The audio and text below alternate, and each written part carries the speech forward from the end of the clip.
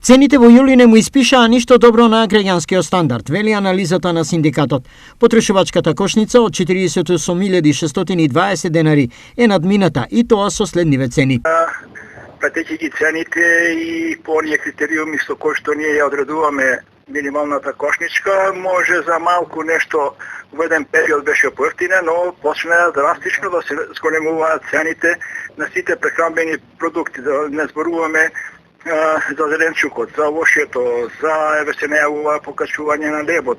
Според најавите, но и веќе очигледната тенденција, цените на повеќе основни артикли ќе продолжат нагоре и во септември, а неголеми изгледи за тоа има и кај млечните производи, но и лебот. Цената на сточната храна, ветеринарните услуги, како и недостатокот лица за работа во овој сектор, не ставаат пред свршен чин и покачувањето на цената на млекото и млечните производи е известно. Изјави Вангелина Пармачка, фармер од Беровско.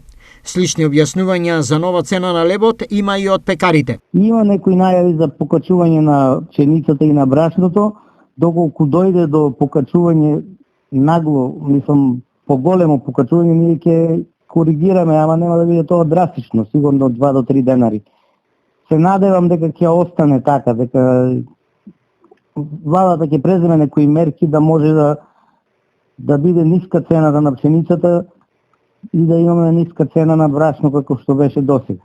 Како на ова реагираат од синдикатот? Ние како синдикат ќе ја пратиме оваа состојба и врз база на сите оние потребни параметри кои што ќе ги во меѓувреме ќе ги направиме со тимот кој што ја прати оваа состојба, ќе соодветно ќе реагираме на сите овие покачувања и да се најде некој излез или поповолна ситуација со некои субвенции или зголемување на платата и ќе видиме кои се мерки би предложиле ние како Сојуз на синдикати на Македонија.